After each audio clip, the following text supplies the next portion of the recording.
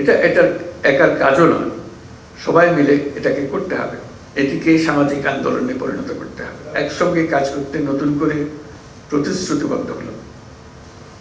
এই জন্য সব মন্ত্রণালয়ের সহযোগিতা দরকার। খাদ্য, কৃষি, শিক্ষা, ক্রীড়া, স্থানীয় সরকার, গণপূর্ত, এমন প্রত্যেকটি খাতের গুরুত্বপূর্ণ ভূমিকা আছে।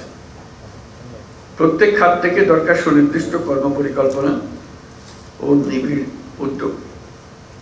তাই এ সকল মন্ত্রণালয় চিহ্নিত করা হয়েছে এবং তাদের করণীয় নির্ধারণ করা হয়েছে।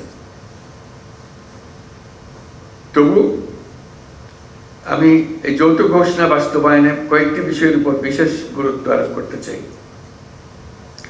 প্রথমত, জনস্বাস্থ্য সুরক্ষার ক্ষেত্রে সবচেয়ে জরুরি ও গুরুত্বপূর্ণ নিয়ামকগুলোর বিষয়ে আমাদের যথেষ্ট পরিমাণ সচেতনতা আছে, এই কথা জোর দিয়ে বলা যায় না। অনেকেই সচেতন থাকলেও জীবনযাপনে হয়তো সেভাবে প্রতিফলন নেই, ফলে নানামাত্রিক শারীরিক ও মানসিক সমস্যার সৃষ্টি হচ্ছে এবং দেশের আর্থসামাজিক উন্নয়নে অগ্রগতির উপর নেতিবাচক প্রভাব পড়ছে। যেমন তরুণদের মধ্যে অনেকে একই সাথে পুষ্টিহীনতায় ভুগছে, আবার অতিরিক্ত ওজন নিয়ে শারীরিক ঝুঁকিপূর্ণ পরিস্থিতিতে রয়েছে। তামাকের বিরুদ্ধে তরুণ সমাজকে আজ সচেতন করা না গেলে আগামী প্রজন্মের ভবিষ্যৎ অনিশ্চিত হয়ে পড়বে। এর পাশাপাশি স্বাস্থ্য সচেতনতার জন্য চিনির পরিমাণ নিয়ন্ত্রণ জরুরি ভিত্তিতে মানুষকে সচেতন করতে হবে। জাতীয় নীতিগুলো এমনভাবে প্রণয়ন করতে হবে যেন সেগুলো স্বাস্থ্যবান্ধব হয়, অসংক্রামক রোগ প্রতিরোধ নিয়ন্ত্রণে সহায়ক হয়। শিশু, কিশোর, নারী স্বাস্থ্য যেন বিশেষ অগ্রাধিকার পায়। নাগরিক সমাজ ও যুবশক্তি যেন সচেতনতা কার্যক্রমে সক্রিয়ভাবে অংশ নিতে পারে।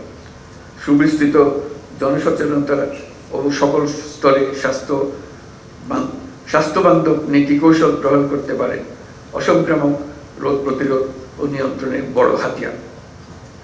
তাই স্বাস্থ্যসম্মত জীবনযাপন ও দায়িত্বশীল নাগরিক আচরণ প্রতিষ্ঠা করার উদ্যোগ নিতে হবে, এটিকে সামাজিক আন্দোলনে পরিণত করতে হবে।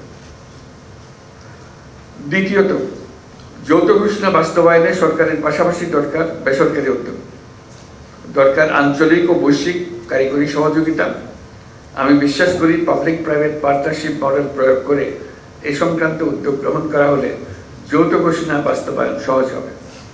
আমি আশা করছি স্বাস্থ্যসেবা বিভাগে এই বিষয়ে উদ্যোগ গ্রহণ করবে, স্বাক্ষরকারী মন্ত্রণালয়গুলো সহযোগিতা করবে, বিশ্ব স্বাস্থ্য সংস্থার প্রয়োজনীয় সাপোর্ট দেবে। তৃতীয়ত, যে কোনো কর্মপরিকল্পনা বাস্তবায়নে নিবিড় মনিটরিং ও মূল্যায়ন আবশ্যক। আবার এগুলো করতে দরকার উপযুক্ত ও দক্ষ জনবল এবং আর্থিক বরাদ্দ। আমি এই দিকটা বিবেচনায় রাখতে সংশ্লিষ্ট সকলের দৃষ্টি আকর্ষণ করছি।